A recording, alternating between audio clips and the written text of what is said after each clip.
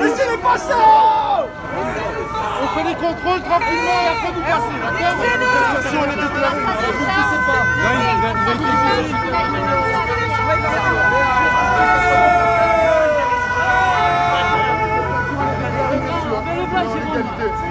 Hey Jérôme! Viens, on va voir, on est à côté des drapeaux.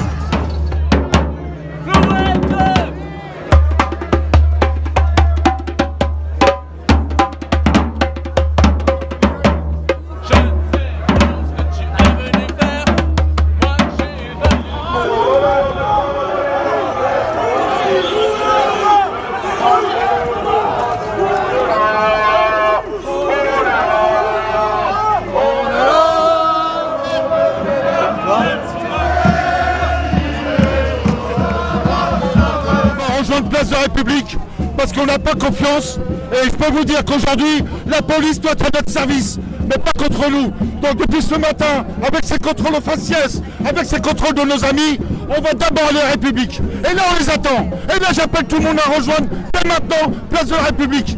On doit être un peuple en colère aujourd'hui, pas un peuple au service du gouvernement, ni un poste à la Macronie. On doit être un peuple.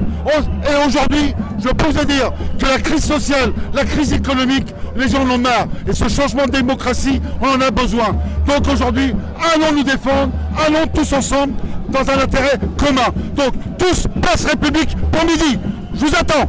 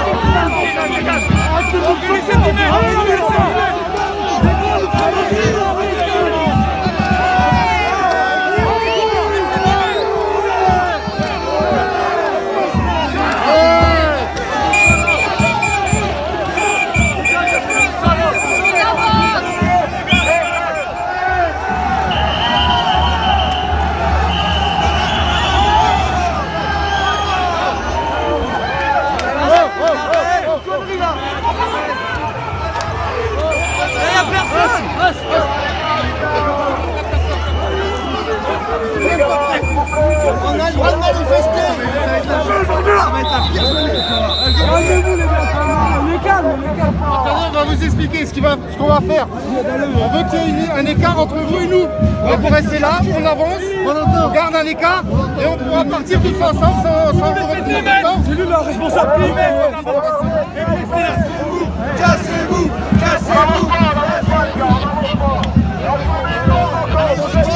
Attendez.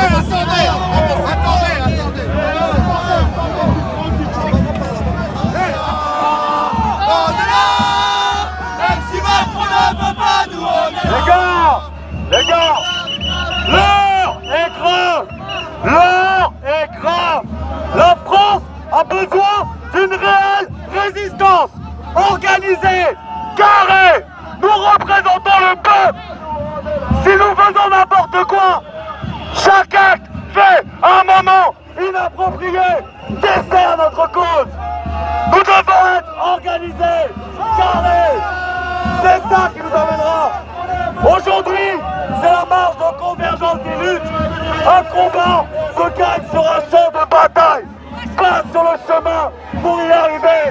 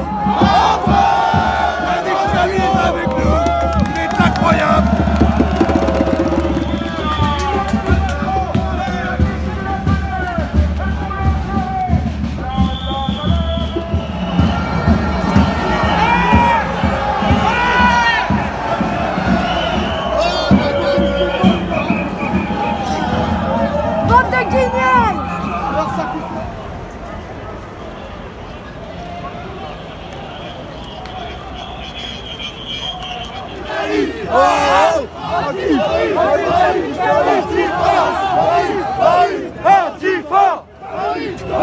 Antifa!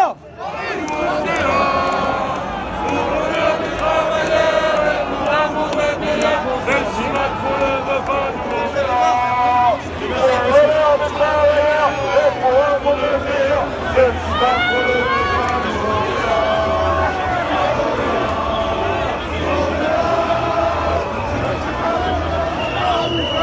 Allez, on change de trottoir, les gars. Attention à vous.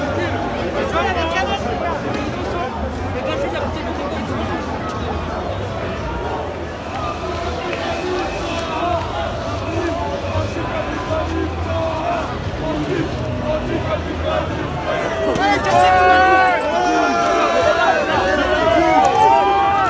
Allez, cassez-vous! Allez là! De l'air! Casse-toi, Clément! Cassez-vous!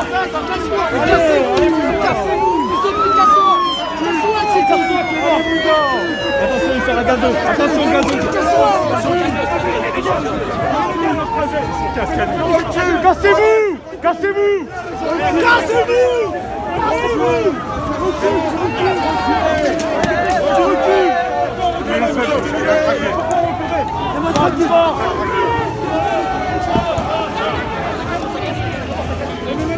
Ah, t'as peur, hein? Là, t'es pas serein. Ah, t'es pas serein. Mouillez, salope! Ah, t'es pas serein.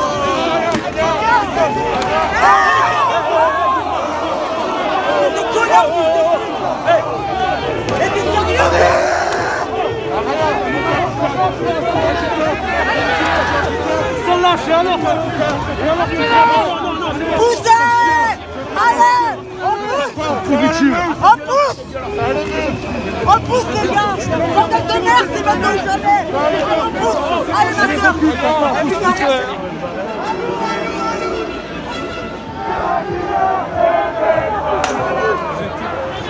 Attention!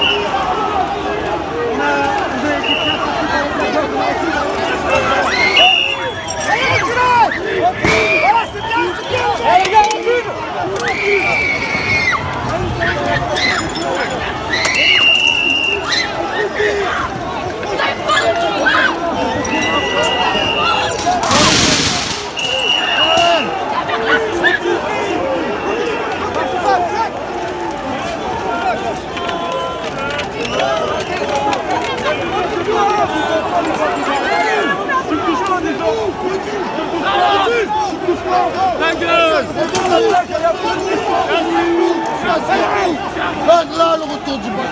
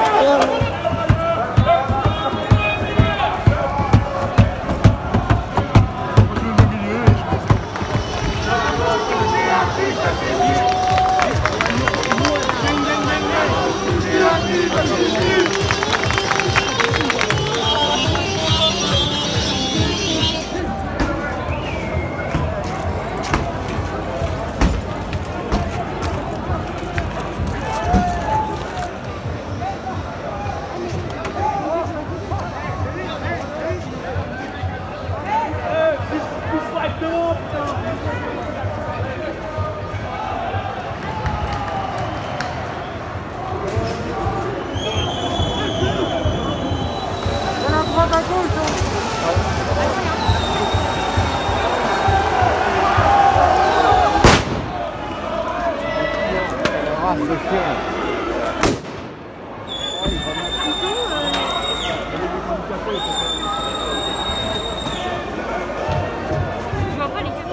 Il tient dans le tas, le gars. Regardez, il tient dans le tas. Regardez comment il fait.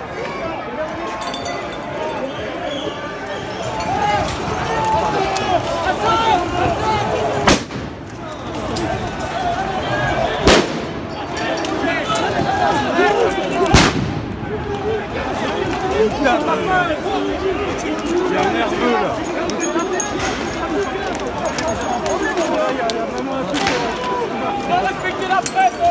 Il y a un nerveux là.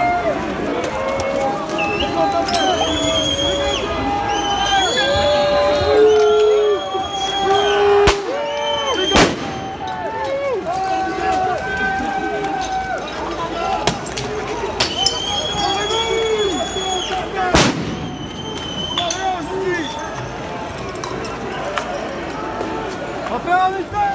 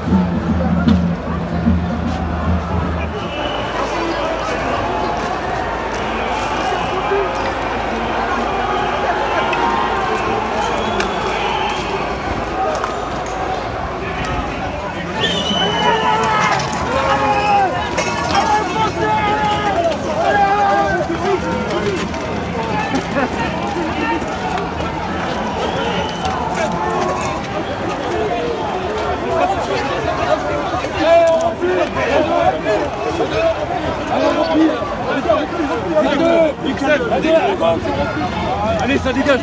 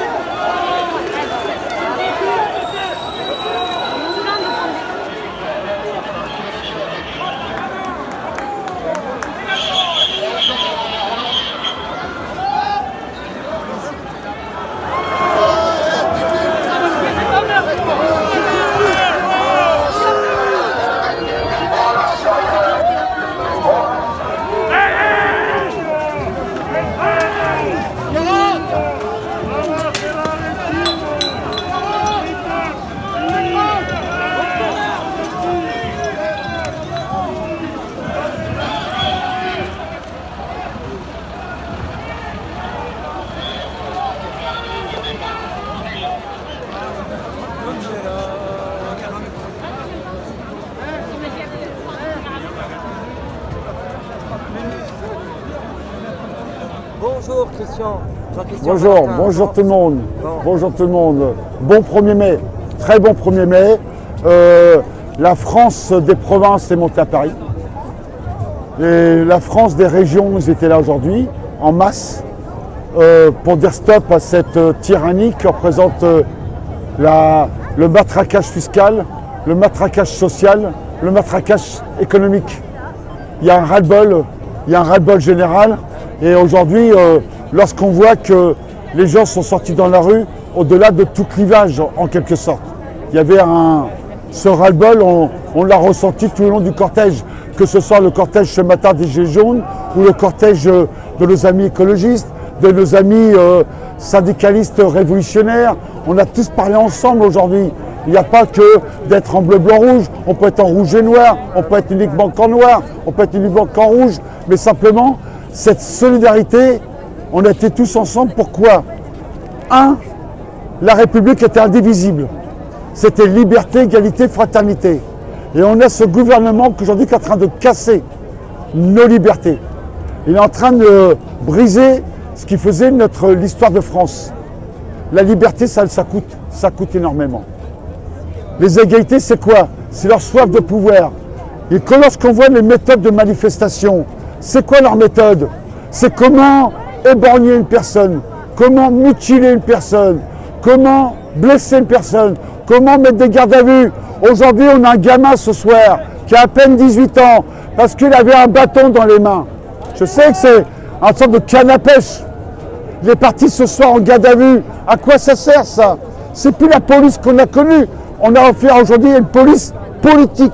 Et c'est là le danger de notre démocratie. Alors moi je dis souvent aux gens, arrêtez de vous regarder dans un miroir, descendez dans la rue pour condamner ce qui est en train de se passer. Parce que cette dictature rampante, on est en train de le payer à prix fort. Alors justement, au-delà de ça, de descendre dans les rues, au-delà des 2 ans du mouvement des Gilets jaunes, dans chaque ville, rond-point, ville, ce matin, il y avait plusieurs personnes de chaque ville. Il y avait du monde, des étudiants, voilà. Les élections approchent. Qu'est-ce que tu as à dire sur ça? On s'aperçoit qu'une chose. Entre le rapport du mouvement des Gilets jaunes, des syndicats ou autres qui revendiquent tous les jours, et le fait que les gens disent par exemple des mécontentements par rapport au président Macron. On s'aperçoit qu'aujourd'hui, Macron il est empiétré dans notre constitution. Il est obligé d'organiser les élections régionales. Et vous allez voir que petit à petit, le Covid va partir. Il va disparaître. On va même plus le retrouver. Donc, M. Macron, il s'est dit aujourd'hui, vous avez bien vu son petit calendrier là, c'est parce qu'il est obligé d'organiser les élections régionales. Il sait pertinemment que la France va lui mettre une fessée comme jamais un gouvernement de la Ve République a pris. Et cette jeunesse qui est dans les rues, vous prenez les étudiants. Depuis quand dans la Ve République, un étudiant doit trouver à manger? Merci. Pourquoi on doit lui donner à manger qu'1 euro? Non! Un étudiant doit pouvoir vivre à travers des allocations, des indemnités, parce que c'est notre richesse nationale. C'est ça qui demain va fleurir, nos ingénieurs, nos médecins, tout ce qu'on a besoin pour la société. Et aujourd'hui, on donne 1 euro à un étudiant pour se nourrir. Mais c'est quoi ça? Là, il y a un problème. Le nombre d'étudiants qui font les poubelles. Alors donc, ça fait quand même longtemps que je dis à tous ces personnes-là qui sont aujourd'hui dans la rue, au niveau national, on a plus peur de notre Jupiter. On a plus peur de ces barbouzes. Rappelez-vous, il y a 3 ans, le Benalla, quand il a tapé une personne, quand ils ont pris, ils sont chercher une femme dans le cortège qui était rassemblée. Ces personnes-là sont toujours pas jugées. Où sont ces armes? Allez où notre démocratie? Et là, il y a un problème. C'est qu'aujourd'hui, on dit aux Français, on va vous bâillonner. On va vous tester, vous isoler. On va vous vacciner pour mieux vous contrôler. Mais c'est quoi cette France de demain qu'on prépare? Ça n'a rien à voir avec la Ve République. Puisque la Ve République, elle est indivisible. Et aujourd'hui, on te dit, Si tu veux manger au restaurant, si tu veux aller au cinéma, si tu veux voir un concert, tu devras être vacciné. C'est quoi cette démocratie que nous prépare? C'est ça le nouvel ordre mondial? On n'en veut pas. Donc les gens qui sont dans la rue aujourd'hui, ils voient ce nouvel ordre mondial arriver à grands pas. Ils sont dans la rue pour dire à ce gouvernement un seul mot: dégagez. Voilà. Merci. Restaurateur, j'aimerais qu'on enlève le permis d'exploitation, qui est une loi qui a été pendue par Roselyne Bachelot en 2009 et qui nous impose de tenir notre restaurant pour vendre de la consommation alcoolique. Et donc cette formation, elle nous impose d'être dans le restaurant même quand on est ouvert, mais qu'on veut partir en vacances. N'importe quel commerce a le droit de laisser son commerce avec un ouvrier dedans. Nous, on ne peut pas le faire. On est obligé d'être tenancier du restaurant. Donc ce qui nous impose de fermer notre restaurant à chaque fois. Et ça nous coûte 10 à 20 000 euros tous les ans quand je pars en vacances. Mon compte en banque, il est en positif. Quand je reviens, il est en négatif. Tous les autres commerces, eux, peuvent rester ouverts tout en partant en vacances. Nous, en tant que débit de boissons alcooliques forts, on ne peut pas. Voilà. Bonjour, ça va? Ça va. Alors, c'est pas la première fois qu'on se croise dans des manifestations. C'est vrai. On peut dire que tu viens d'où ou pas? Oui, il n'y a pas de souci, du Havre. Tu viens du Havre? C'est ça. Et tu viens souvent sur Paris? Je viens quand il y a des gros actes, quand il y a des gros appels. Bah là, le 1er mai, c'est la fête du travail. Après, il y a d'autres dates. Là, Ça fait combien de temps que tu viens, toi? Moi, depuis 2 ans, en fait. Avant, je faisais Normandie. J'ai fait Le Havre, Rouen, Caen. Et maintenant, je suis sur Paris. Ouais. J'ai commencé à peu près à Paris à l'acte 20. Alors, chaque samedi est important. Chaque samedi est important. Mais aujourd'hui, ça a été un peu plus important avec le 1er mai. C'est la fête du travail et c'est aussi pour les réformes à venir, que ce soit l'assurance chômage, tout ce qui est retraite et toutes les retombées du Covid qui vont tomber, qui arrivent. Et puis les revendications des Gilets jaunes depuis 2 ans, en fait, qui est la justice fiscale, économique, sociale et plus des démocraties participatives du peuple. Par exemple le RIC, je dis des revendications comme ça. Les revendications sont les mêmes depuis 2 ans.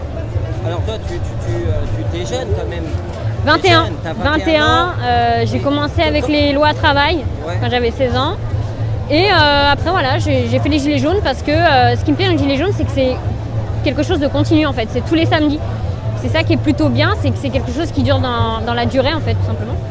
Et voilà, c'est pour ça que... Et toi, comment tu le vis, que ce soit avant ou pendant le Covid, en tant qu'étudiante ou en tant de... Comment Alors le Covid, on voit que socialement ça a un impact, que ce soit socialement ou même psychologiquement dans la tête des gens.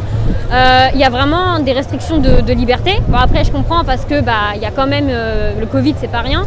Mais c'est vrai que ça impacte beaucoup et les étudiants, moi j'habite au Havre, ils font la queue pour pouvoir manger. Ce qu'on a Édouard Philippe comme maire du Havre, mais qui ne se préoccupe pas du tout de la vie étudiante. Donc les étudiants, en fait, je pense que les étudiants sont les plus touchés par rapport à la crise du Covid. Ils ne peuvent plus sortir et surtout, on n'a pas les cours en fait. On doit faire les cours sur ordinateur. Tout le monde n'a pas la possibilité d'avoir un ordinateur, pas une bonne connexion. Déjà que les études, c'est très stressant parce que déjà, il y a des personnes qui n'ont pas forcément l'argent, il y a le travail, tu dois travailler à côté. Et en plus, le Covid, je pense que ça impacte énormément. Et les jeunes qui étaient déjà dans la précarité, parce qu'il y a une forte précarité étudiante en France, je pense que ça a impacté encore plus. Et surtout le mental. Il y a beaucoup de jeunes. C'est quand même grave de dire qu'en France, il y a des gens qui font la queue pour pouvoir manger en fait. Au Havre, tu vois, c'est pas une ville, c'est quand même une ville assez riche avec une histoire et tout. Et j'ai vu ça, ouais. Donc c'est important pour toi de venir le samedi. Le samedi, quand il y a des grands appels, quand il y a des dates importantes, je viens, oui. Alors toi, tu filmes et en même temps, tu revendiques. C'est ça, je filme en fait tout ce qui est violence policière. C'est très important pour moi. Et les revendications, en fait. Je suis aussi là, l'aspect très militante. Merci à toi. De rien.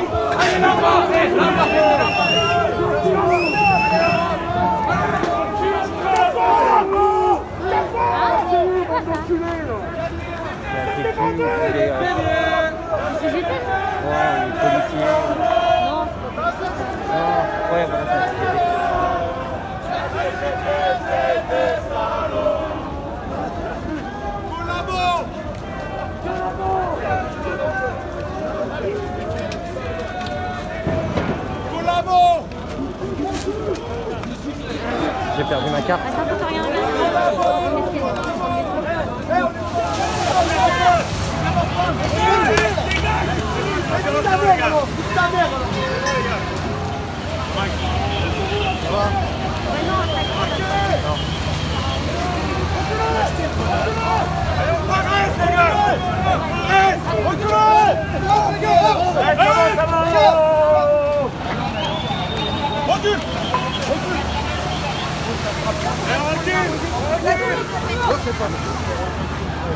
Moi je tiens pas à être tranquille.